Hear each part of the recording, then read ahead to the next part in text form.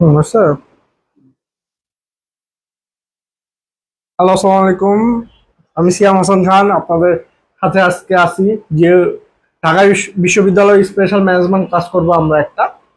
আমি হলো জাহাঙ্গীরনগরে আছি। দেখি ঢাকা বিশ্ববিদ্যালয়ে সম্ভাব্য আসার মতন কিছু টপিক নিয়ে কিছু এমসিকিউ নিয়ে আমরা আলোচনা করব। যে যে এই ক্লাসটা ভালো মতন করবেন তাদের আমি এতটুকু অ্যাসিওর করতে পারি আপনারা ভালো একটা কমন পাবেন পরীক্ষার হলে যা। ঢাকা বিশ্ববিদ্যালয় শুরু করে দেবো আমরা। আপনারা সবাই কেমন আছেন বলেন আমাকে। ভালো আছেন সবাই? হতাশায় আছেন সবাই নাকি? হতাশার কিছু নাই। আমাদের জীবনটা অনেক বড়। জীবনে অনেক আমাদের অপরচুনিটি আসবে। অপরচুনিটি আমাদের গ্রাব করতে হবে, এইটাই এলো। কখনো আমাদের ইয়ার হওয়া যাবে না, তখন কখনো আমাদের ডিমোটিভেটেড হওয়া যাবে না। আমরা যদি যখন ডিমোটিভেটেড হয়ে যাব তখনই আমরা শেষ। বুঝতে পারছেন?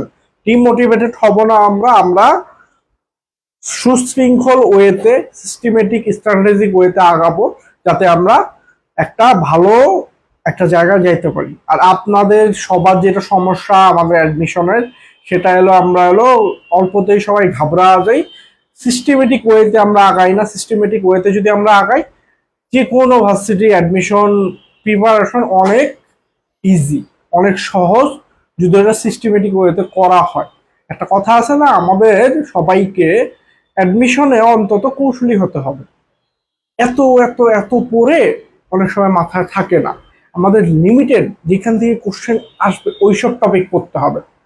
যেখান থেকে কোশ্চেন আসবে ওইসব টপিক পড়বো আমরা, ইনশাল্লাহ ওইখান থেকে কোশ্চেন আসবে। আর ওইখান থেকে আমরা ভালো করবো। আচ্ছা, আমরা যাবো ক্লাসটাতে, শুরু হয়ে যাবে আমাদের ক্লাসটা। আপনার সবাই আজকে একটু জয়েন দেন একটু তাড়াতাড়ি করে। অনেকেই অনেক মানে হতাশার মধ্যে আছেন জানি, অনেক মানে কষ্টের মধ্যেই আছে। কষ্টের পরে সুখ আসে নাকি? কষ্টের পরে সুখ আসে আসে না? আচ্ছা, ক্লাসটা শুরু করে দিচ্ছি। এখন প্রথম কোশ্চেন হলো, সাধারণত পোশাক কোন ধরনের শিল্প বলেন তো? নির্মাণ, কুটির, প্রকৌশল, প্রক্রিয়াজাতকরণ। একটু বলেন তো আমাকে। এই কোশ্চেনটা খুবই খুবই ইম্পর্টেন্ট। আজকে যেসব কোশ্চেন নিয়ে আমরা আলোচনা করবো এগুলো most important question. I think এই কোশ্চেন গুলো যদি আপনারা একটু মাথার মধ্যে নিয়ে যেতে পারেন, এখান থেকে ম্যাক্সিমাম সংখ্যক কমন আপনারা সব জায়গায় পাবেন। আমরা আজকে বেসিক টু হার্ড দিকে যাওয়ার চেষ্টা করব, যাতে আপনারা জিনিসগুলো গ্র্যাব করতে পারেন। শুধু বেসিক পড়াবো না, হার্ডের দিকেও যাব। আপনাদের সবার কি অবস্থা আমাকে একটু জানাবেন।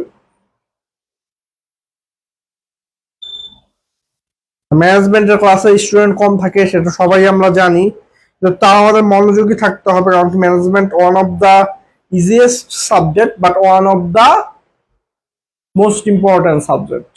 Easiest and most important. কিন্তু এটাকে আমরা কি করি, আমরা এটাকে এলো সাইডে রাখা দিই। ইজি, একটু পড়লেই পারবো, এরকম যাতে না হয়। আচ্ছা, তাহলে আমরা শুরু করি। সাধারণ পোশাক শিল্প হলো প্রক্রিয়াজাতকরণ। সাধারণ পোশাক শিল্প কি? প্রক্রিয়াজাত। কারণ কি বলেন তো? একটা পোশাক শিল্পে পোশাক, সুত তুলা, প্রথমে তুলা আনা হয়, তারপর সুতা আনা হয়, তারপর সুতা সাথে আরো অনেক কিছু প্রক্রিয়া করে মেশিন টেশিন দিয়া আমরা একটা ফাইনাল ফাইনাল পণ্য করি। ফাইনাল পণ্য পোশাক, একটা প্যান্ট বা একটা শার্ট, একটা প্যান্ট বা একটা শার্ট আমরা তৈরি করি। কেন এটা প্রক্রিয়াজাতকরণ শিল্প? এটা একটা সিস্টেমেটিক ওয়েতে, সিস্টেমেটিক একটা প্রসেসের মাধ্যম দেওয়া যায়। প্রথমে তুলো কিনে নিয়ে আসা হয়, এটা প্রক্রিয়াজাত করা হয়, তারপরে বয়লারে দেওয়া হয়, তারপরে আরো অনেক প্রসেসের মাধ্যমে কিছু ছোট ছোট কাপড় আনা হয়, তারপর এটা একসাথে করা হয়। আচ্ছা, দেন আমরা হ্যাঁ একে ডি। ওয়ালাইকুম আসসালাম নাইমা, ভালো আছেন আপনি? সজীব ভালো আছেন? ইনশাআল্লাহ আমরা ক্লাসটা তাহলে শুরু করি। মৎস্য ধরা কোন শিল্প বলেন তো? মৎস্য ধরা কোন শিল্প? প্রযোজন শিল্প, উত্তোলন শিল্প, নির্মাণ শিল্প, উৎপাদন শিল্প। কোনটা বলেন তো একটু? আমি সবার কাছ থেকে অ্যান্সার চাই। এই যে উত্তোলন শিল্প। কে বলছেন? সজীব বলছেন। আপনাকে খুব ধন্যবাদ। উত্তোলন শিল্প এটা। কারণ কি, মৎস্য এলো আমরা এক জায়গা থেকে উত্তোলন করি। কোথা থেকে? রিভার। রিভার থেকে মৎস্য উত্তোলন করি। রিভার থেকে মৎস্য উত্তোলন করি আমরা। বা মনে করো খনিজ পদার্থ যখন আমরা উত্তোলন করি, ওইটাও উত্তোলন শিল্প। মানে ওই যে কয়লা, গ্যাস, এগুলা কি মাটির নিচ থেকে আমরা আহরণ করি না, ওটা হলো উত্তোলন শিল্পের অন্তর্গত। ওকে, বলেন এখন সাবান। সাবান যেহেতু আমরা লাক্স সাবান, সাবান তৈরি কোন ধরনের শিল্প? বিশ্লেষণমূলক, যৌগিক, প্রক্রিয়াগত, গঠনমূলক। একটু বলেন তো কোনটা হবে এটা? সাবান কোনটা? ওয়ালাইকুম আসসালাম তাসনিম, যে ভালো আছেন আপনি? আচ্ছা, সাবান কোন ধরনের শিল্প আমাকে একটু বলেন আপনারা। আপনারা বলবেন আমি আগাবো, আপনারা বলবেন আমি আগাবো। ক্লাসটাকে ইন্টারাক্টিভ করতে হবে। কারণ কি, আমি যদি ইনপুট আর আউটপুট যদি ভালো না হয়, আমি খালি ইনপুট দিলাম আপনারা আউটপুট দিলেন না, তাহলে কিন্তু ক্লাসটা ইফেক্টিভ হবে না। ইনপুট সমান সমান আউটপুট রাখতে হবে, তাহলে ক্লাসটা ইফেক্টিভ হবে, ইন্টারেক্টিভ হবে। এই জিনিসটা আমাদের মাথায় রাখতে হবে সব সময়। বুঝতে পারছেন? ওকে, বলেন আমাকে। এটা হলো যৌগিক শিল্প। এটা কি? যৌগিক। আপনাদের ফার্স্ট চ্যাপ্টারে এই রিলেটেড কিছু টপিকস আছে, যৌগিক, বিশ্লেষণ, যৌগিক শিল্প, বিশ্লেষণমূলক শিল্প, প্রক্রিয়াগত শিল্প, গঠনমূলক শিল্প, কোনগুলা? এগুলা থেকে একটা কোশ্চেন আসবেই। আর কোনটি প্রাথমিক শিল্পের অন্তর্গত নয়? কোনটা বলেন তো? কৃষি, প্রজনন, নিষ্কাশন, সংযোজন। বলেন তো কোনটা? আপনারা দেখি পারেন নাকি এটা? বলেন কোনটা? এটা হলো সংযোজন। এটা কি? সংযোজন। সংযোজন তাহলে প্রাথমিক শিল্প নয়। এটা কি? এটা হলো প্রাথমিকের শিল্পের পরের ধাপ। ঠিক আছে, আমরা আগাই। আজকে আপনাদের কাছে অডিবল? কথাবার্তা কি সব স্পষ্ট শোনা যাচ্ছে আমার?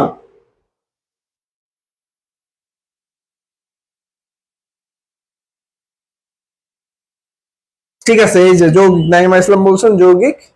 ঠিক আছে, সংযোজন, হ্যাঁ, খুবই খুবই থ্যাঙ্কস। উৎপাদনের বাহন কোনটা বলেন তো? বাণিজ্য, রপ্তানি, শিল্প, আমদানি। বলেন তো কোনটা উৎপাদনের বাহন? মানে উৎপাদনটাকে ভোক্তা পর্যন্ত নিয়ে যায়, বা মাটি থেকে পণ্য, বা মাটি থেকে না, সরি, এটা হলো আমাদের যে কোনো ধরনের কাঁচামাল থেকে প্রকৃত উৎপাদিত পণ্যকে উৎপাদন করার আগ পর্যন্ত যত কাজ আছে সব এলো আমাদের শিল্পের মাধ্যমে হয়। সব আমাদের কিসের মাধ্যমে হয়? শিল্পের মাধ্যমে। সেই জন্য এটাকে উৎপাদনের বাহন বলা হয়। মানে এটা যদি না হইতো, উৎপাদন হইতো না। মানব সম্পদ কোন পরিবেশের উপাদান বলেন তো? মানব সম্পদ, যে সম্পদ আছে না, সম্পদ মানে কি? অর্থনৈতিক। মানব সম্পদ কি? অর্থনৈতিক। কারণ কি, সম্পদ থেকে ফিউচার আউটকাম আসবে। ফিউচার আউটকাম, মানব সম্পদ থেকে ফিউচার আউটকাম কেন আসবে? মানব সম্পদই আমাদের সব থেকে বড় সম্পদ। মানব সম্পদ কি? সব থেকে বড় সম্পদ। আপনারা সবার কমেন্ট করতে হবে। কমেন্ট করবেন, আপনারা নিয়ে যাবেন। আমার তো কিছু না, বুঝেন নাই? ওকে। অর্থনৈতিক পরিবেশের উপাদান না কোনটা বলেন তো? ঋণ ব্যবস্থা, বিনিয়োগ, শিল্প, জনসংখ্যা। একটু মাথা খাটা বলেন। আমাদের সেকেন্ড অধ্যায়ে একটা চার্ট আছে, বিভিন্ন পরিবেশের উপাদান কোনগুলা? প্রাকৃতিক, অর্থনৈতিক, সামাজিক, দেন আমাদের প্রযুক্তি, আইনগত। এগুলার আন্ডারে যে কয়টা উপাদান আছে, আউটপুট আছে, এগুলো আমাদের জানতে হবে, সেগুলো আমাদের শিখতে হবে। বুঝতে পারছেন? আই রিকোয়েস্ট ইউ অল, এই চারটা এখনই বাসায় যায় আপনারা, এই ক্লাসটা শেষে, আপনারা তো বাসায় আছেন, সরি, করে নিবে। এই চারটা অনেক ইম্পর্টেন্ট, এই চারটা থেকে কোশ্চেন আসবেই। অর্থনৈতিক পরিবেশের উপাদান না কোনটা বলেন তো তাহলে?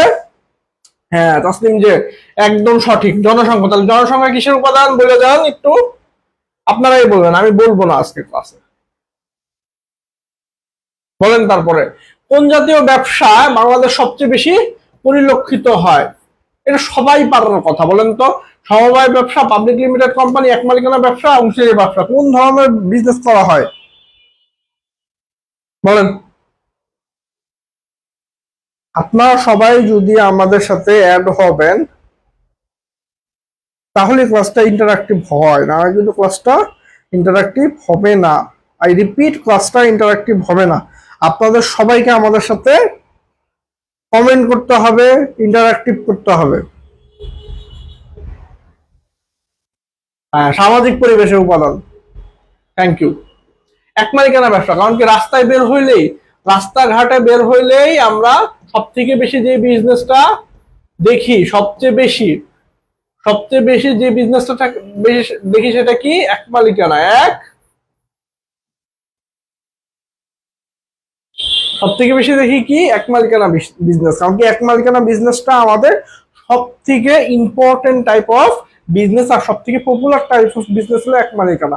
রাস্তায় গেলে যে যত ফুচকার দোকান দেখি, যত ছোট দোকান দেখি না কেন, সব এক মালিকানা ব্যবসায় অন্তর্গত, সব এক মালিকানা ব্যবসায়ের অন্তর্গত। এক মালিকানা ব্যবসায়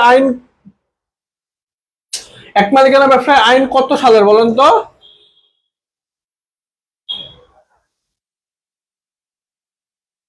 এক মালিকানা ব্যবসায় আইন কত সালের দেখি কে পারে? 1932, 19, 14 কোনোটাই নয়, বলেন তো কত এক মালিকানা ব্যবসায়?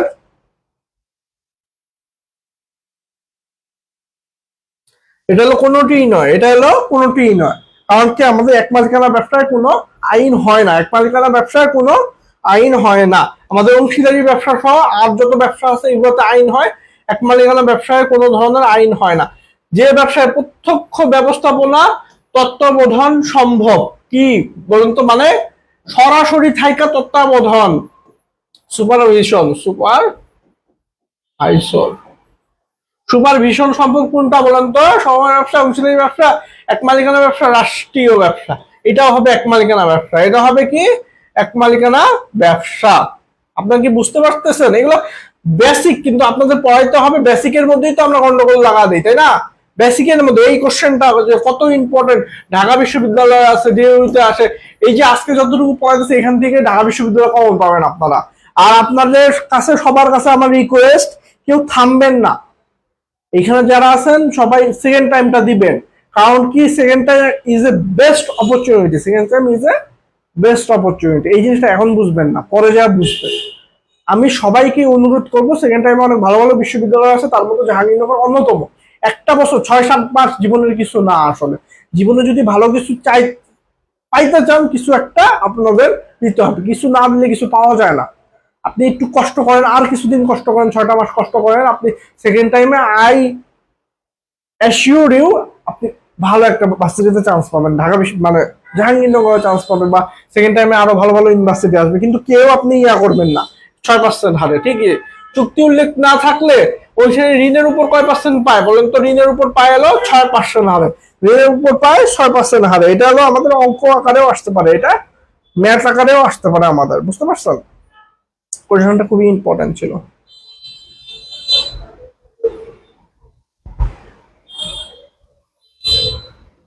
তারপরে বলেন, অংশীদারি কারবারের প্রধান বৈশিষ্ট্য কি? অংশীদারি ব্যবসায়ের প্রধান বৈশিষ্ট্য কি? বন্ধুত্বপূর্ণ সম্পর্ক, চুক্তিবদ্ধ সম্পর্ক, পারস্পরিক সমঝোতা, পারিবারিক সম্পর্ক। কি বলেন তো? সবার পারা উচিত। 2-1 কমেন্ট করতেছেন, আর কারো কমেন্ট নাই, এমন হলে তো হবে না, আপনাদের সবাইকে কমেন্ট করতে হবে। চুক্তিবদ্ধ সম্পর্ক, এটা কি? চুক্তিবদ্ধ সম্পর্ক, চুক্তি, কন্ট্রাক্ট, চুক্তি বা কন্ট্রাক্টই সব আমাদের অংশীদারি ব্যবসা, পার্টনারশিপ ব্যবসা।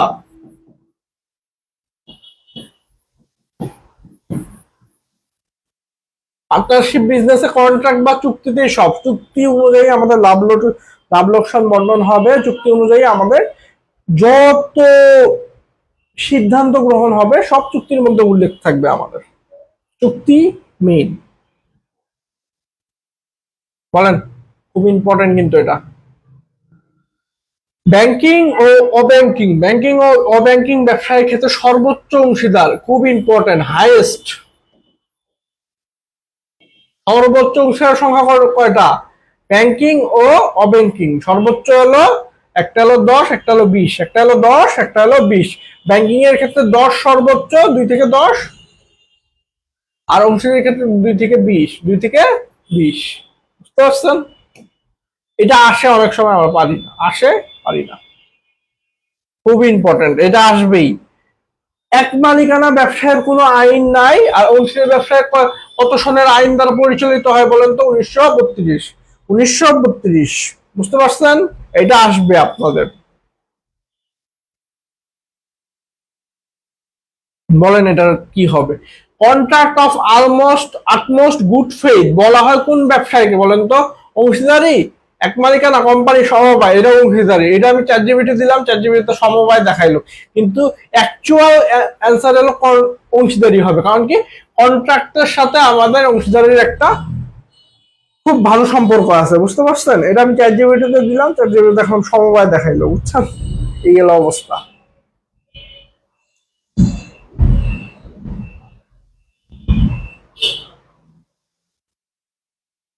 ওকে, আমরা আগাই আস্তে আস্তে। শেয়ার থেকে অর্জিত আগে কি বলে অনেকে, কি সুদ দিয়ে আসবেন নাকি? শেয়ার থেকে অর্জিত আয়কে অনেকে কি সুদ দিয়ে আসবেন? শেয়ার থেকে যে আয় পাওয়া যায় ওটার নাম হলো লভ্যাংশ। মুনাফাও না, সুদও না, আয়ও না। কারণ কি, এই তিনটা জিনিস এলো। সুদ এলো আমাদের ব্যাংক সুদের সাথে রিলেটেড, সুদ এলো ব্যাংক সুদের সাথে রিলেটেড, আর মুনাফা এলো ব্যবসা, ব্যবসা থেকে যেটা পাই আমরা, যে সুবিধা পাই, ব্যবসা থেকে যে সুবিধা পাই। আর আয় এলো যে কোনো থেকে, যে কোনো যে কোনো উপায়ে টাকা।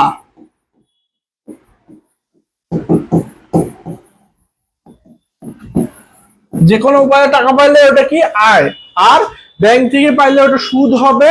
আর আমাদের মুনাফা হলো ব্যবসা থেকে পাই, কিন্তু আমাদের শেয়ার থেকে পাই হলো লভ্যাংশ। এই জিনিসটা আমাদের মনে রাখতে হবে। আর লভ্যাংশ জিনিসটার মধ্যে, সুদ আর লভ্যাংশের মধ্যে পার্থক্য কি? সুদ এলো নো রিস্ক, সুদ এলো নো রিস্ক, কিন্তু লভ্যাংশের মধ্যে রিস্কও আছে।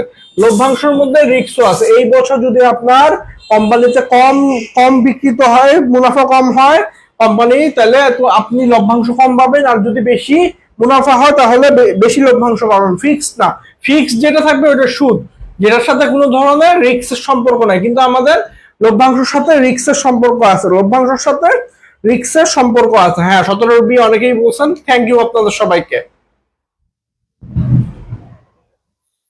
দেন public limited company, public limited কোম্পানির ক্ষেত্রে কোনটি সীমিত? সীমিত কোনটা বলেন তো? সীমিত বাজার, সীমিত উৎপাদনের ক্ষমতা, সীমিত দায়, সীমিত মূলধন। সীমিত দায় কেন? ওই যে লিমিটেড, পিএলসি দেখি না, পিএলসি বা এলটিডি, এলটিডি দেখি না, এলটিডি মানে লিমিটেড, এলটিডি লিমিটেড, এলটিডি মানে কি লিমিটেড, কি লিমিটেড আমাদের দায় লিমিটেড, কি লিমিটেড দায় লিমিটেড। এলটিডি কি লিমিটেড, এলটিডি লিমিটেড। আর কি লিমিটেড? দায় লিমিটেড। আমাদের খুব ইম্পর্টেন্ট, দায় বা লায়াবিলিটিস, ইংলিশ হলো লায়াবিলিটিস। আচ্ছা, খুব ইম্পর্টেন্ট কোশ্চেন। দেখেন, প্রাইভেট প্রাইভেট ও পাবলিক লিমিটেড কোম্পানির সর্বনিম্ন কি, সর্বনিম্ন সদস্য সংখ্যা কত আমাদের? 2 ও 7 জন, 2 ও 7 জন। সর্বোচ্চ কত? সর্বোচ্চ হলো প্রাইভেট হলো 50 জন, আর পাবলিক হলো শেয়ার সংখ্যা দ্বারা সীমাবদ্ধ। শেয়ার, শেয়ার যত সংখ্যা তত, শেয়ার সংখ্যা দ্বারা সীমাবদ্ধ।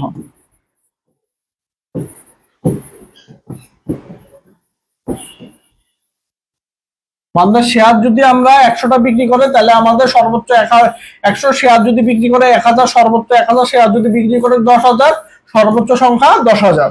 বুঝতে পারছেন? অনেকে আমরা বুঝি না যে শেয়ার সংখ্যা দ্বারা সীমাবদ্ধ এটা মানে কি, এটা বুঝতে হবে আমাদের। শেয়ার সংখ্যা দ্বারা সীমাবদ্ধ মানে কি বলেন, খুব ইম্পর্টেন্ট। কোম্পানি আইন 1994 সালের 90-8 ধারা অনুযায়ী প্রত্যেক পাবলিক কোম্পানি কমপক্ষে কতজন পরিচালক থাকতে হবে? পরিচালক, ডাইরেক্টর, কয়জন ডাইরেক্টর থাকতে হবে কমপক্ষে? ডাইরেক্টর থাকতে হবে কমপক্ষে 3 জন, ডাইরেক্টর থাকতে হবে কমপক্ষে 3 জন, 3 জন ডাইরেক্টর থাকা ম্যান্ডেটরি, 3 জন ডাইরেক্টর থাকা ম্যান্ডেটরি আমাদের। দেন তারপরে দেখি, কোর্ট কোম্পানির উপাদান বা বৈশিষ্ট্য নয় কোনটা? শেয়ার, চিরন্তন অস্তিত্ব, অসীম দায়, কৃত্রিম ব্যক্তিসত্তা। কোর্ট কোম্পানির বৈশিষ্ট্য না এলো অসীম দায়, কোর্ট কোম্পানির বৈশিষ্ট্য না এলো অসীম দায়। জিনিসটা একটু মনে রাখেন, খুব ক্রিটিক্যাল কোশ্চেন, বুঝতে পারছেন?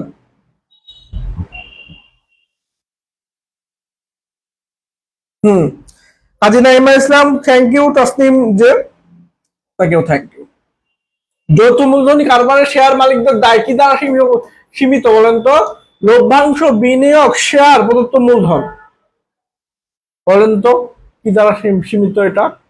কে কে পারেন আমি দেখবো, এটা খুব ইম্পর্টেন্ট, আমি ক্লাসে পড়াইছি এর আগেও।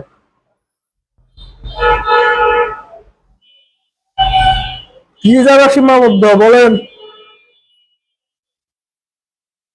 বলতে থাকি, এই এই ফাঁকে আপনাদের সাথে একটু কথা বলি। আপনারা কেউ হার মানবেন না, বুঝছেন? অ্যাডমিশনটা আসলে কতটা ভ্যালু অ্যাড করে, অ্যাডমিশনটা চলে যাওয়ার পরে মানুষ বুঝে।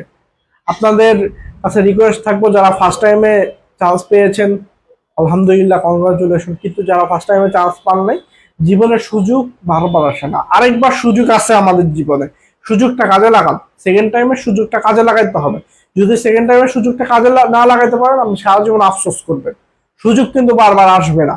আপনার ফ্রেন্ডই সুযোগটা গ্র্যাব করে নিবে। আপনার ফ্রেন্ডই জাহাঙ্গীরনগরে সেকেন্ড টাইম দিয়ে দেখবেন কি ফিনান্স অ্যাকাউন্টিং খুব ভালো ভালো সাবজেক্টে পড়তেছে। জীবনে 6-7 মাস কোনো ব্যাপার না।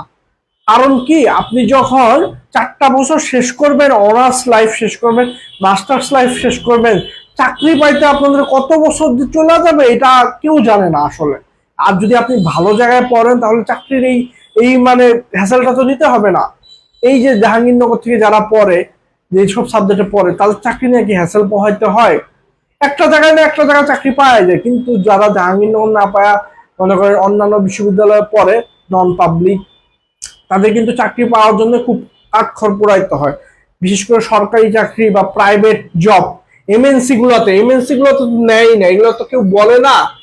মাল্টি ন্যাশনাল কোম্পানি গুলোতে তো প্রাইভেট থেকে নেয় না। এই যে আমার এক বন্ধু, নাম অনুপম, সে ফ্রেন্ড আবার কেবল অনার্স শেষ করছে, 1 মাস হয়েছে, 1 মাসের মধ্যেই তার চাকরি হয়ে গেছে। অনার্স শেষ করছে, 1 মাস হয়েছে, 1 মাসের মধ্যেই সে চাকরি পেয়ে গেছে। 1 মাসের মধ্যে খুব ভালো একটা পজিশনে চাকরি পাইছে, প্ল্যানের এমটিও পদে, ম্যানেজমেন্ট ট্রেনিং অফিসার, খুব ভালো একটা পোস্টে চাকরি পাওয়া গেছে। এটাই আপনাদের বলা। এই ছেলেটাও কিন্তু, এই অনুপম, এই ছেলেটাও সেকেন্ড টাইমার, এই ছেলেটাও সেকেন্ড টাইমার। এখন ও যদি সেকেন্ড টাইম দিয়ে না আসতো জাহাঙ্গীরনগরে, সে এত বড় একটা অপরচুনিটি গ্র্যাব করতে পারতো না। সে সেকেন্ড টাইম দিয়ে জাহাঙ্গীরনগরে পড়ছে আমাদের সাথে। তারপরে সে একটা ক্লাবে, আমাদের জাহাঙ্গীরনগর ক্যারিয়ার ক্লাবের প্রেসিডেন্ট ছিল। আর সে অনার্স শেষ করে 1 মাস না যাইতে যাইতেই, এখন আমাদের রেজাল্টও হয় নাই, সে এনটিও পদে চাকরি পেয়ে গেছে প্রাণে। ব্যাপারটা কিন্তু হিউজ অপরচুনিটি। এখন সে যদি সেকেন্ড টাইম না দিয়ে জাহাঙ্গীরনগরে ভর্তি না হইতো, জিনিসটা কিন্তু পারতো না। তাই আপনাদের উদ্দেশ্যে এটা বলা, জিনিসটাকে, অপরচুনিটিটাকে গ্র্যাব করে না, অপরচুনিটিটাকে কাজে লাগান, নাহলে হবে না। তো শেয়ার দ্বারা সীমাবদ্ধ। অনেক কথাই বললাম। কে বলছেন এটা? সজীব বলছেন। আপনাকে অনেক অনেক অনেক থ্যাংক ইউ। বৃষ্টি বৃষ্টি ভাব, মনে হয় বৃষ্টি নেমে যাবে, তাড়াতাড়ি ক্লাসটা শেষ করি। কোনটি কোম্পানির বৈশিষ্ট্য বলা যায় না বলেন তো? একাধিক ব্যক্তির প্রতিষ্ঠান, পৃথক সত্তা, সুদ, ব্যাপকতর পুঁজির সমাবেশ। কোনটা? এই যে এইটা একদম শেষেরটা, ব্যাপকতর পুঁজির সমাবেশ, ব্যাপকতর পুঁজির সমাবেশ, এটাকে আমাদের কোম্পানির বৈশিষ্ট্য বলা যায় না। যে কথাগুলো বলছি এগুলো বলার জন্য বলা না, কিন্তু এইগুলা খুব দামি কথা, একটু আপনারা মনে রাখবেন, একটু আমল করবেন এটার উপর। সময় সমিতির গঠনতন্ত্র বলা হয় কিসের বলেন তো? উপবিধি, নিবন্ধন সনদ, কার্যপত্র সনদ, ভোটাধিকার সনদ। আপনারা একটু বলেন তো। 30 সেকেন্ড করে টাইম দিব আপনাদের, প্রত্যেক জনকে 30 সেকেন্ড করে টাইম দেওয়া হবে।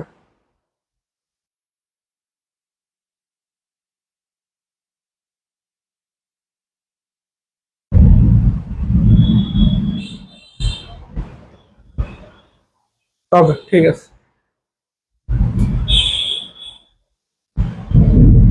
এটা কি হবে? এটা উপবিধি হবে। এটা হবে কি? উপবিধি। এটা হবে উপবিধি। ওকে। তারপরে সমবায় সমিতি অধ্যাদেশ 1984 অনুসারে কোন সমবায় সমিতির একজন সদস্য সমিতির মোট মূলধনের সর্বাধিক কত শতাংশ ধারণ করতে পারবেন বলেন তো? 20%। সর্বাধিক 20%, 1/5, 1/5 বা 20% ধারণ করতে পারবে। 1/5, অনেক সময় শতাংশ আসে, অনেকের সময় 1/5 আছে। ব্যাপারটা একটু খেয়াল করতে হবে, ব্যাপারটা খেয়াল করতে হবে আমাদের, বুঝতে পারছেন? হ্যাঁ, একটি প্রাথমিক সমবায় সমিতি সর্বোচ্চ ও সর্বনিম্ন সদস্য সংখ্যা কত? 20 সীমাহীন। এটার থেকে কম কোশ্চেন আসে। হ্যাঁ। আচ্ছা, রাষ্ট্রীয় ব্যবসায়ের ক্ষতি বহন করে কি বলেন তো? সরকার। রাষ্ট্রীয় ব্যবসায়ের ক্ষতি বহন করে হলো সরকার। রাষ্ট্রীয় ব্যবসায়ের ক্ষতি বহন করে সরকার। বাংলাদেশ রাসায়নিক শিল্প সংস্থা, বাংলাদেশ রাসায়নিক শিল্প সংস্থান কোন মন্ত্রণালয়ের অধীনে বলেন তো? কোন মন্ত্রণালয়ের অধীনে? এটা হলো শিল্প মন্ত্রণালয়ের অধীনে। এটা কি? শিল্প মন্ত্রণালয়ের অধীনে। বাংলাদেশ রাসায়নিক শিল্প সংস্থা, এটা হলো শিল্প মন্ত্রণালয়ের অধীনে। আপনারা সবাই কমেন্ট করেন। তারপর ঢাকা ওয়াসা কোন ধরনের প্রতিষ্ঠান? Public limited company, private company, রাষ্ট্রীয় কারবার, সমবায় সমিতি? বলেন তো কি এটা? ঢাকা ওয়াসা হলো রাষ্ট্রীয় কারবার। ঢাকা ওয়াসা হলো রাষ্ট্রীয় কারবার। ঢাকা ওয়াসা কি? রাষ্ট্রীয় কারবার।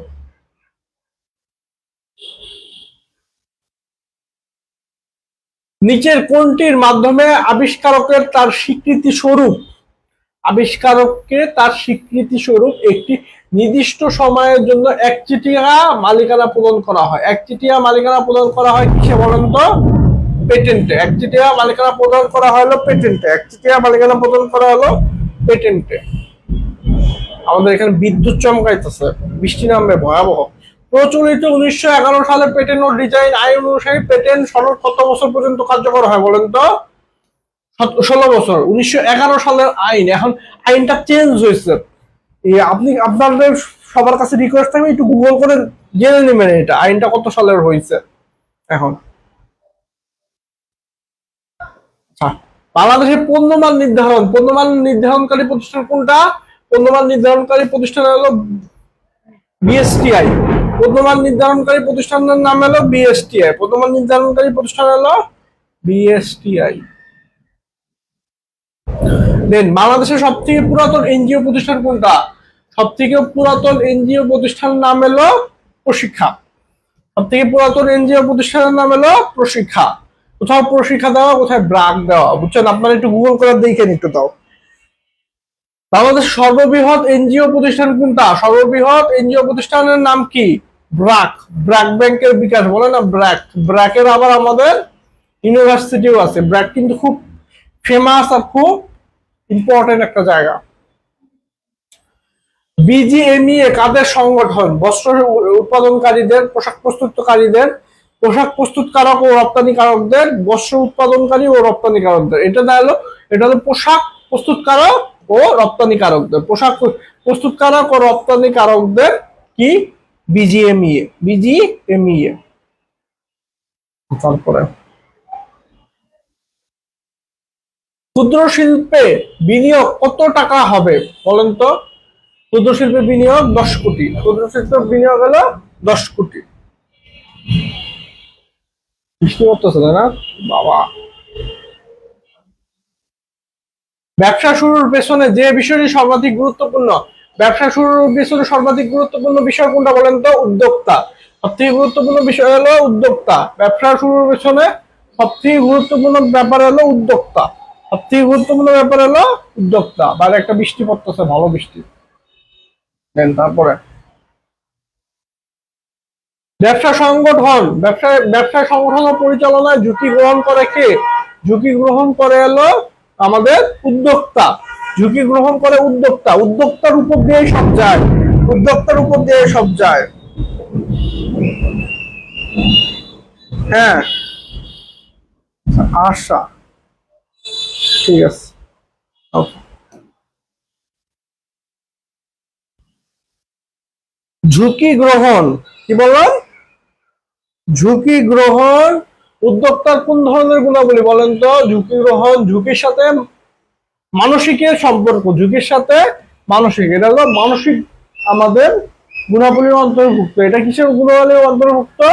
মানসিক গুণাবলীর অন্তর্ভুক্ত। মানসিক গুণাবলীর অন্তর্ভুক্ত। বলেন কোন সুবিধা ক্রেডিট কার্ডে আছে কিন্তু ডেবিট কার্ডে নাই? ডেবিট কার্ড আর ক্রেডিট কার্ড একই ধরনের সুবিধা দেয়, এক্সেপ্ট আমাদের ঋণ সুবিধা। এক্সেপ্ট ঋণ সুবিধা, শুধুমাত্র এই একটা সুবিধা, ঋণ সুবিধাটা।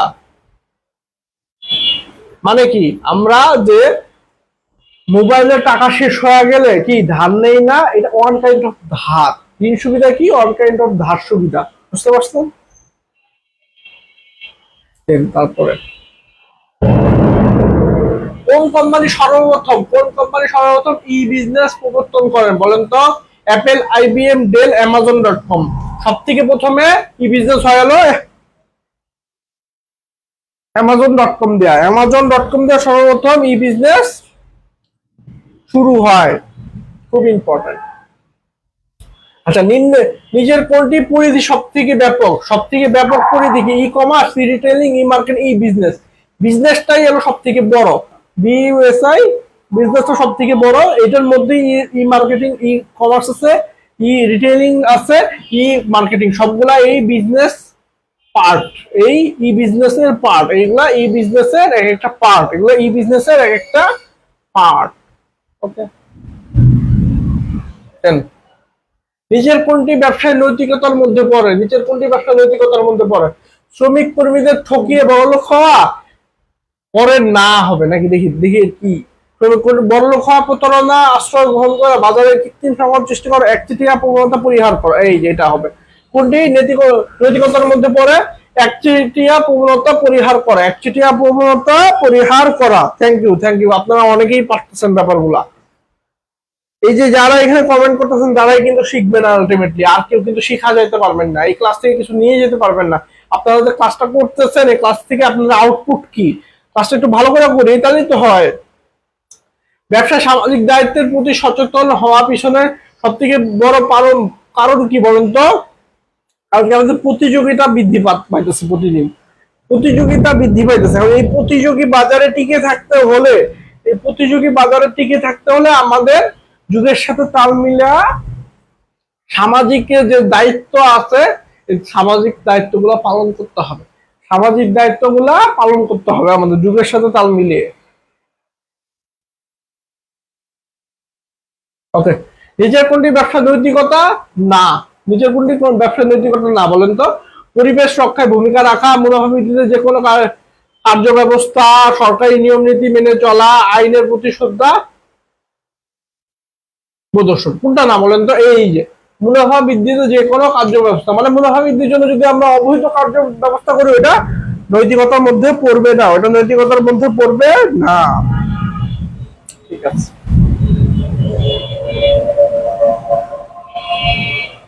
বাংলাদেশ পরিবেশ নীতি কত সালে? বাংলাদেশের পরিবেশ নীতি এলো 1999 সালে। বাংলাদেশ পরিবেশ নীতি এলো 1999 সালে। খুব ইম্পর্টেন্ট, এটাকে আমি পড়াইছি, এই পরেরটা আপনারা পড়বেন। ব্যবস্থাপনা সর্বজনীন কে বলছে বলেন তো? আপনারা এটা অ্যান্সার করবেন।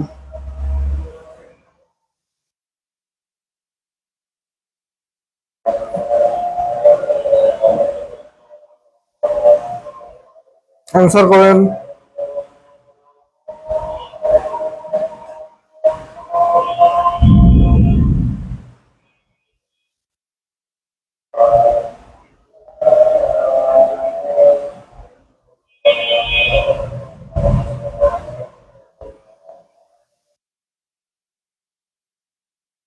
পাচ্ছেন না?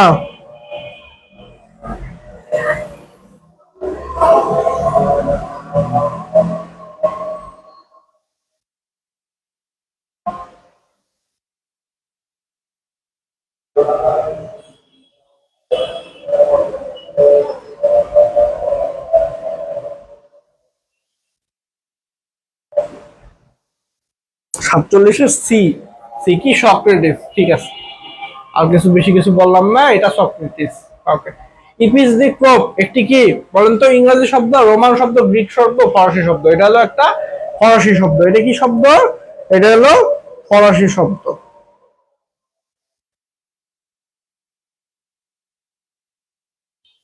ঠিক আছে, তারপরে যাই আমরা আস্তে আস্তে।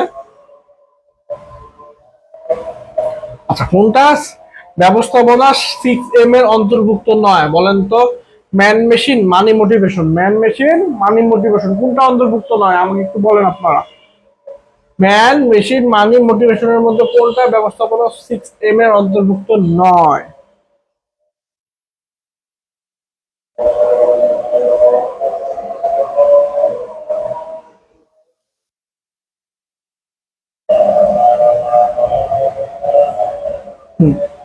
মোটিভেশন। এই একজন পার্সন আপনাদের মধ্যে, কাজী নাইমা ইসলাম। হ্যাঁ, যাচ্ছে যাচ্ছে, কাজী নাইমা ইসলাম আপনাদের কমেন্ট যাচ্ছে। কিন্তু এখানে তো ঝড় বৃষ্টি একটু মনে হয় লেট হচ্ছে আস্তে আস্তে। আচ্ছা, হলথন স্টাডিজ এর প্রবর্তক কে? হেনরি ফেরেল, ম্যাককিনজি, হেনরি মিনজারবার্গ, এলটন মেও। এটা হলো এলটন মেও। এটা কি? এলটন মেও। হলথন স্টাডিজ এর প্রবর্তক হলো এলটন মেও। ব্যবস্থাপনার ব্যবস্থাপনার প্রশাসনিক তত্ত্বের জনক কে বলেন তো? ব্যবস্থাপনা প্রশাসনিক তত্ত্বের জনক Henry Mintzberg, F W. Taylor, Douglas McGregor, Henry Fayol. আপনারা অ্যান্সার দিবেন। এ পর্যন্ত আমি আপনাকে বলি যে, ওই যে আবারও বলতেছি আপনাদের, আপনারা সুযোগ হাত ছাড়া করবেন না। আমাদের সাথে এরকম অনেক উদাহরণ আছে, বুঝছেন, বুড়ি বুড়ি উদাহরণ, যারা সেকেন্ড টাইম দিচ্ছে, সেকেন্ড টাইম দিয়ে জাহাঙ্গীরনগরে চান্স পেয়েছে, তারা জীবনে অনেক শাইন করছে। সেকেন্ড টাইম দিবেন না তো হেরে যাবেন। কারণ কি, আপনাদের সবাইকে বুদ্ধি দিতে পারে যে সময় নষ্ট করবি কে, এক জায়গায় ভর্তি হয়ে যা, পড়ালেখা শুরু করে যে, পড়ালেখার মান সব জায়গায় সমান, এগুলো সব বোকাস কথা, বুঝছেন। সেকেন্ড টাইম যা দিয়া যদি আপনি একটা ভালো জায়গায় যান, এটা আপনার নিজের অর্জন, নিজের অর্জন। আর আপনি যে এটা কত বড় নিজের সাথে ভালো করলেন, এটা আপনি নিজেও জানেন না। ওকে, হেনরি ফেরল, এটা হলো কি হবে, হেনরি ফেরল। দেন হেনরি ফেরারের ব্যবস্থাপনা কয়টি নীতি প্রদান করেছে? আমাদের কিন্তু অলরেডি কারেন্ট চলে গেছে, এই কাজটা চলতেছে এখন আইপিএস। আপনাদের জন্য দেখছেন আমরা আইপিএস এরও ব্যবস্থা করছি, নিরবিচ্ছিন্ন ক্লাসের আমরা সবসময় প্রতিশ্রুতিবদ্ধ আপনাদের কাছে। যতটুকু করলে আপনাদের বেস্ট সার্ভিসটা দেওয়া যাবে আমরা ততটুকু করব। আমাদের প্ল্যাটফর্ম থেকে যাতে আপনারা কমপ্লিট একটা গাইডলাইন নিয়ে বের হতে পারেন, এটাই আমাদের লক্ষ্য। ইওর ড্রিম আওয়ার রেসপন্সিবিলিটি, বুঝতে পারছেন। আমাদের এই প্রতিষ্ঠান থেকে কেউ নিরাশ হয়ে এ পর্যন্ত যায়নি। যারা যারা এসেছে তাদের স্বপ্নকে আমরা নিজেদের রেসপন্সিবিলিটি ভেবে তাদেরকে পাবলিকিয়ান করেছি। আপনারা যদি নিজেরা নেক্সট পাবলিকিয়ান হতে চান, তাহলে আমাদের সাথে থাকতে হবে। আমরা আমাদের সর্বোচ্চটুকু দিয়ে আপনাদের পাবলিকিয়ান করতে প্রতিশ্রুতিবদ্ধ, এমনকি আপনাদের পাবলিকিয়ান করে ছাড়বই আমরা, ইনশাআল্লাহ। আচ্ছা, হেনরি ফেরাল ব্যবস্থাপনা কয়টি নীতি প্রদান করছে বলেন তো? 14টা। হেনরি ফেরাল কটা নীতি করছে? 14টা। ওকে। আচ্ছা, আধুনিক কর্মী ব্যবস্থাপনার জনক কে বলেন তো? আধুনিক কর্মী ব্যবস্থাপনা, এই কথাটা যখন থাকবে আধুনিক কর্মী ব্যবস্থা, তখন এটা হলো হয়ে যাবে রবার্ট ওয়েন। এটা হয়ে যাবে রবার্ট ওয়েন। আধুনিক কর্মী ব্যবস্থাপনার জনক হলো রবার্ট ওয়েন। আধুনিক কর্মী ব্যবস্থার জনক হলো রবার্ট ওয়েন। ওকে। বৈজ্ঞানিক ব্যবস্থাপনার উদ্ভাবন বা জনক কে বলেন তো? এফ.ডব্লিউ. টেইলর। এফ.ডব্লিউ. টেইলর। এটা আমরা মনে হয় সবাই জানি, কিন্তু সবাই ভুল দেই, বুঝছেন, ভুল করা যাবে না কিন্তু।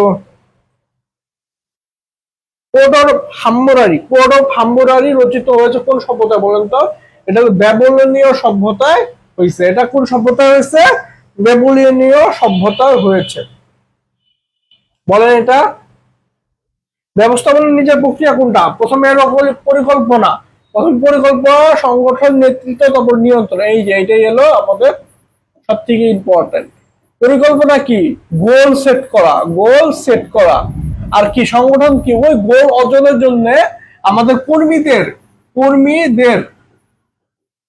আমাদের ওই গোল সেট করার জন্য কর্মীদের সেট করা, মানে কে কোন কোথায় কোথায় আমাদের কাজ করবে, কে কার অধীনে, কার বস কে, কে বস, আজকে সার্ভেন্ট, এটা স্পেসিফাই করা।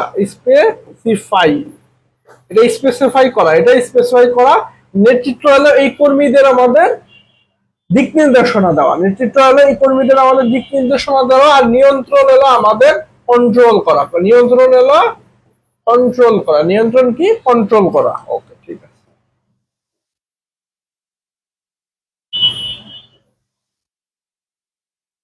মানবীয় আন্তঃব্যক্তিক দক্ষতা ব্যবস্থাপনা কোন পর্যায়ের অধিক মাত্রায় থাকার প্রয়োজন পড়ে বলেন তো? উচ্চ পর্যায়ে মানবীয় আন্তঃব্যক্তিক দক্ষতা সব থেকে বেশি প্রয়োজন। আমি যে ব্যাংকে আছি, ঢাকা ব্যাংক, ওইখানে আমি দেখি যে ম্যানেজার সবার উপরে, ব্যাংক ম্যানেজার, ব্যাংকের সর্বোচ্চ পোস্ট ওই ব্রাঞ্চে, তার এই আন্তঃব্যক্তিক দক্ষতাটা আর মানবীয় দক্ষতা সব থেকে বেশি। কারণ কি, যত ক্লায়েন্ট আছে তাকে হ্যান্ডেল করতে হয়। আপনার একটা লোন থেকে শুরু করে সবকিছুর ব্যাপারে কনভিন্স করা তার আন্ডারে। তাহলে এই উচ্চ পর্যায়ে মানবীয় আন্তঃব্যক্তিক দক্ষতা সব থেকে বেশি প্রয়োজন পড়ে। আচ্ছা, কোনটি ব্যবস্থাপনার মূলনীতি নয় বলেন তো? বিকেন্দ্রীকরণ। কেন্দ্রীয়করণ আর বিকেন্দ্রীকরণ আছে না? কেন্দ্রীয়করণ মানে কি? সিদ্ধান্ত গ্রহণের ক্ষমতা, আরো আদেশ ও ঐক্যের ক্ষমতা, এটা কোম্পানির উচ্চ পর্যায়ের যে কর্মী তাদের কাছে কুক্ষিগত করে রাখা এলো কেন্দ্রীয়করণ। এটা হলো একটা নীতি, কিন্তু বিকেন্দ্রীকরণ কিন্তু কোনো নীতি না। আর বিকেন্দ্রীকরণের মানে হলো এই সিদ্ধান্ত গ্রহণের ক্ষমতা সহ অন্যান্য ক্ষমতা কেন্দ্রীয় ভাবে কোম্পানির উচ্চ পদস্থ কর্মীদের কাছে কুক্ষিগত করে না করে আমরা কিছু কিছু ছোট পর্যায়ের কর্মীদেরও এটা দিয়ে দিব সিদ্ধান্ত গ্রহণের ক্ষমতা, ডিসিশন মেকিং পাওয়ার যেটাকে বলে। আচ্ছা পেন, ধারণাগত দক্ষতা বলতে আমরা কি বোঝাই? এটা সামাজিক জ্ঞান, রাজনৈতিক জ্ঞান, চিন্তার ক্ষমতা, কাজ সংক্রান্ত ক্ষমতা। এটা চিন্তার ক্ষমতা। ধারণাগত দক্ষতা বলতে আমরা কি বোঝাই? এটা চিন্তার ক্ষমতাকে বোঝায়, চিন্তার ক্ষমতাকে বোঝায়। কারিগরি দক্ষতা বলতে কি বোঝায়? কার্য সংক্রান্ত জ্ঞান, কার্য সংক্রান্ত জ্ঞান। এই যে যারা এসি মেকানিক বা মোবাইল মেকানিক, তাদের কি কার্য সংক্রান্ত জ্ঞানটা সব থেকে বেশি লাগে না? এটার নামই এলো আমাদের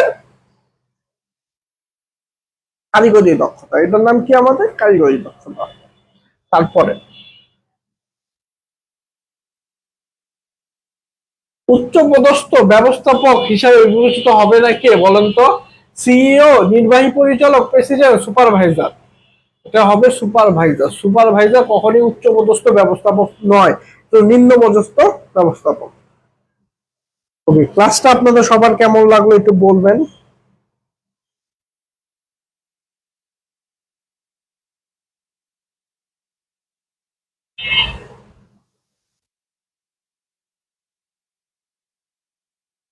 ক্লাস রিলেটেড কারো কোনো কোশ্চেন থাকলে বলতে পারেন।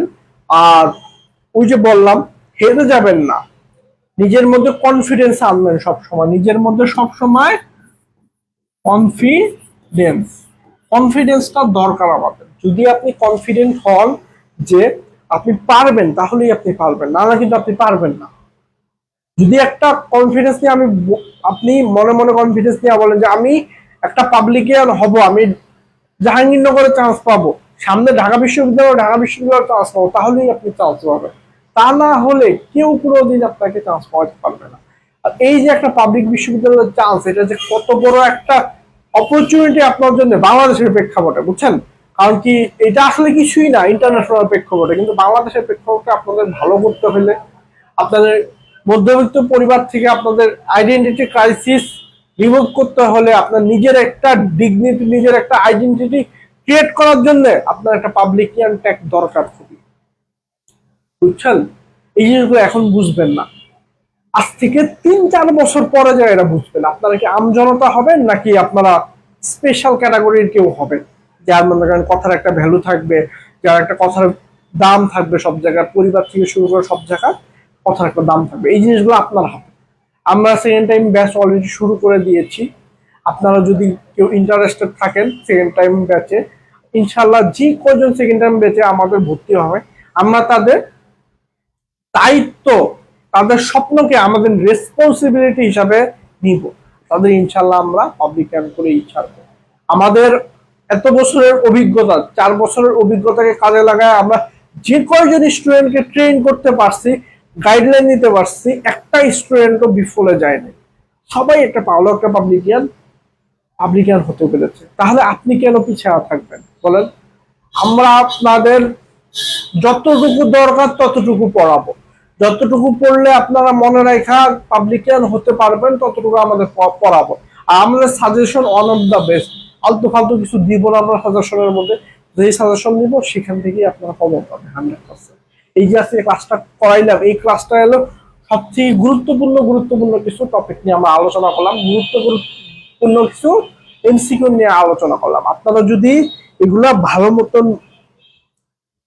গ্রাপ করেন, এই টপিকগুলো যদি ভালো মতন আজকের ক্লাসটা একটু বুঝেন বা বাসায় আর একটু করেন, তাহলেই আপনি ভালো করতে পারবেন, না হলে কিন্তু ভালো করা পসিবল না। বুঝতে পারছেন? আর আপনারা কেউ নিজেদের কম ভাববেন না, বুঝছেন? কারণ কি, যে ফার্স্ট হবে বা যে মনে করেন ভালো করবে, সে আমার মতনই মানুষ, তাই না? কিন্তু সে শুধুমাত্র কি কারণে পিছা থাকে না, কি কারণে ভালো করে, কারণ কি সে বিশ্বাসী, বিশ্বাস করে যে আমার দ্বারা সম্ভব, আর সে হাল ছাড়ে না। আর যে হাল ছাড়ে না, কোরআনেও আছে, আমি তাকেই সাহায্য করি যে চেষ্টা করতে হবে, চেষ্টা না করলে আপনাকে কেউ সাহায্য করবে না। চেষ্টা করবেন, ভালো করবেন। আর চেষ্টা শুধুমাত্র করলেই হয় না, গাধার মতন পড়লেই হয় না, একটা গাইডলাইন লাগে। আর সেই গাইডলাইনের জন্য আমরা আছি, আমরা আপনাদের দেখা দিব কিভাবে পড়তে হয়। বিগত আমাদের যে ব্যাচটা থেকে সর্বোচ্চ চান্স পেয়েছে, পাবলিকে আর সর্বোচ্চ হয়েছে আমাদের বিগত ব্যাচগুলো থেকে। আর ইনশাআল্লাহ আপনারা যে কজন সেকেন্ড টাইমে ভর্তি হবেন, ফার্স্ট টাইমের স্টুডেন্টরা অনেক পাকনা থাকে, আমরা যা বলি সেইভাবে চলে না, পরবর্তীতে তারাই সেকেন্ড টাইমের স্টুডেন্ট হয়। কিন্তু যারা সেকেন্ড টাইমে তারা অলরেডি ম্যাচিউর হয়েই যায় সাতঘাটের পানি খেয়ে। তাদের খুব ভালোভাবে আমরা মোটিভেটেড করতে পারি, গাইডলাইনটা তারা খুব ভালোভাবে আমাদের কাছ থেকে একসেপ্ট করে। আর সেকেন্ড টাইমের স্টুডেন্টদের পাবলিক ইয়ার হওয়ার চান্স 100% থাকে। কারণ আমরা যেসব গাইডলাইন প্রিপেয়ার করছি সব এলো আপনাদের একদম কোর সাবজেক্ট গুলাতে ফোকাস করে, যে এইসব টপিক এইসব সাবজেক্ট থেকে প্রশ্ন আসবেই। তাহলে আপনারা কেন পিছাড়া থাকবেন? আপনাদের পিছাড়া থাকার কোনো সুযোগ নাই, বুঝতে পারছেন? আপনারা সবসময় মনের মধ্যে সাহস রাখবেন যে উই ক্যান ডু ইট, আমরা পারবো, না বলতে কিছু নাই।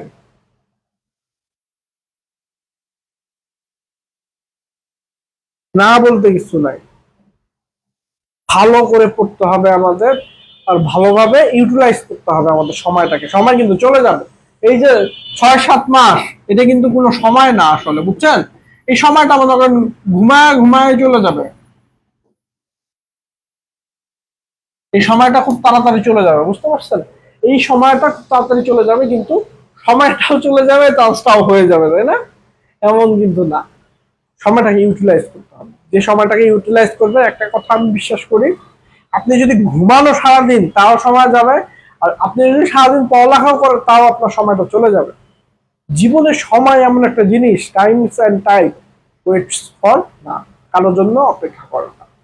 আপনি সারাদিন ঘুমা থাকলে, মোবাইল চালালেও সময় চলে যাবে 3-4 বছর, আপনি পড়ালেখা করলেও সময় চলে যাবে 3-4 বছর। কিন্তু আপনাদের বুঝতে হবে আপনি করবেনটা কি। আপনি কি 3-4 বছর পড়ালেখা করে ভালো থাকবেন সারা জীবন, নাকি আপনি মনে করেন সারা জীবন একটু আরাম দিয়ে, এখন আরাম করে না, সামনে যা কষ্ট করতে হবে, তাই না? এমন কিন্তু যাতে না, কষ্ট করবেন 2-3 বছর, ভালো থাকবেন সারা জীবন, এই জিনিসটা মাথায় রাখবেন একটু। কষ্ট করতেছে এই যে 6-7 মাস, ভালো থাকবো ওই 4-5 বছর। এই 6-7 মাস যদি তোমরা হার্ডওয়ার্ক করো, একটা যদি পাবলিকিয়ান হও, ওই অনার্স লাইফটা তোমাদের অনেক ওয়ান্ডারফুল যাবে। পাবলিকান হওয়ার পরে অনার্স লাইফটা অনেক কিছু করার সুযোগ থাকবে আপনাদের। পড়ালেখার পাশাপাশি আপনারা নিজেদের স্কিলের প্রতি ফোকাস দিতে পারবেন, আপনার সফট স্কিল গুলার প্রতি ফোকাস দিতে পারবেন। কেউ ইংলিশে ভালো করবেন, কেউ কারিগরি যে এই কম্পিউটার সফটওয়্যার এগুলোতে ভালো করার অনেক সুযোগ থাকবে যদি আপনার পাবলিকিয়ানে পড়েন। অনেক ধরনের আপনাদের ইনকাম সোর্স ক্রিয়েট হবে, আপনাদের এক্সপিরিয়েন্স বাড়বে, আপনাদের কমিউনিকেশন স্কিল বাড়বে, আপনাদের কি বলবো, আর মানে সবকিছু একটা আপগ্রেড হবে আপনাদের। পুরা এই কলেজ লাইফ, এখন তো সবাই কলেজ করেই অ্যাডমিশনে যান না, এই এক থেকে 12-14 বছরের যে কলেজ লাইফটা আমাদের, মানে first from the beginning of our life studies at the end, এই সময়টার মধ্যে আমরা যা শিখছি তার থেকে অনেক বেশি শিখিয়ে এলো আমরা ইউনিভার্সিটিতে, একটা ভালো ইউনিভার্সিটি, বুঝতে পারছেন? অনেক কিছু করার সুযোগ থাকে। এই জিনিসগুলো এখন যে বলতেছি, এখন অনেকেরই মাথায় থাকবে না এগুলো, বুঝছেন?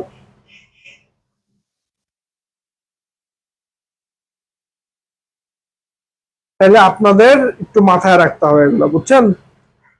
আপনাদের সবসময় এগুলা মাথায় রাখতে হবে।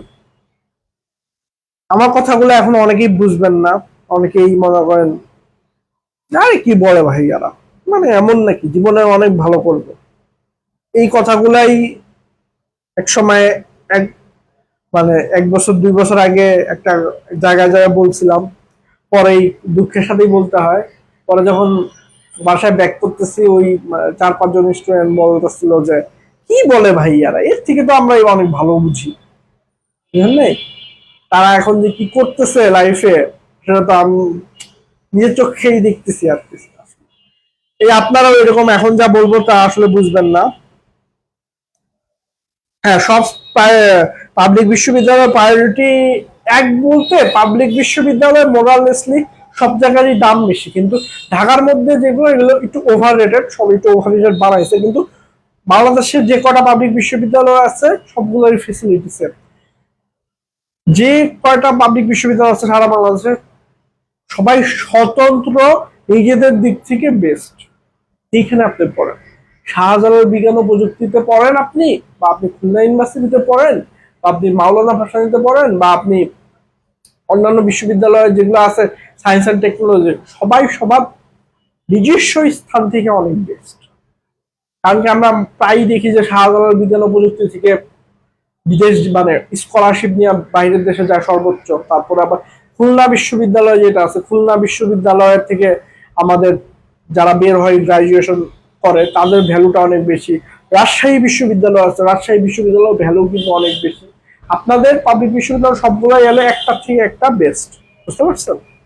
আচ্ছা ঠিক আছে, ক্লাসটা তাহলে আমরা এখানেই শেষ করি। আপনারা ভালো থাকবেন। আপনারা আমার কথাগুলো একটু মন দিয়ে আমল করবেন, কথাগুলো একটু এখন বুঝবেন না আমি জানি, কিন্তু যে কয়জন আমি যদি এই ক্লাসের মাধ্যমে এই ক্লাসের মধ্যে থেকে 2-3 জনও আমার কথাকে একটু কাজে নেয়, লাইফ চেঞ্জিং। আমি যে কথাগুলো বলি লাইফ চেঞ্জিং। আমাদের স্টুডেন্ট গুলো আমার কথাগুলো শুনছে, তাদের লাইফ চেঞ্জ হয়ে গেছে, তার পাবলিকে আনা হয়েছে। তারপর তারাই আমাকে বলছে, ভাই আপনার কথাটা যদি তখন না শুনতাম তাহলে আমি কোথায় চলে যেতাম, এখন আমি কোথায় আছি।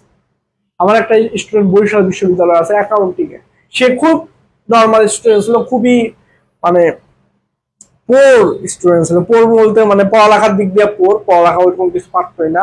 শুধুমাত্র আমি গাইডলাইন দিছিলাম, আমি মনে করেন যেগুলো যেগুলো পড়তে বলছিলাম ওগুলা পড়ে সে বরিশাল বিশ্ববিদ্যালয় অ্যাকাউন্টিং এ পড়তেছে, প্রায় পড়ালেখা শেষ। এখন সে এলো খুব মানে আমার সাথে কথাবার্তা বললে খুব বলে যে ভাইয়ের যে কথাবার্তা তখন যে শুনছি, না শুনলে যে কত বড় একটা ভুল হইতো। আরেকটা স্টুডেন্ট আছে, সে হলো ঢাকা বিশ্ববিদ্যালয়ে পড়তেছে, সে হলো ঢাকা বিশ্ববিদ্যালয়ের জাপানিজ স্টাডিজ যে সাবজেক্ট আছে ওই সাবজেক্টের ফার্স্ট। সেই যে সামনের বছর হলো ওই জাপানিজ স্টাডিজ এর টিচার হিসাবে ঢুকবে ঢাকা বিশ্ববিদ্যালয়। এখন বলেন, সে যদি হাল ছাইড়া দিত, ঢাকা বিশ্ববিদ্যালয় যদি না পড়তো, মনে করেন বলতো যে না আমার দ্বারা কোনো কিছু সম্ভব না, সে কি পারতো?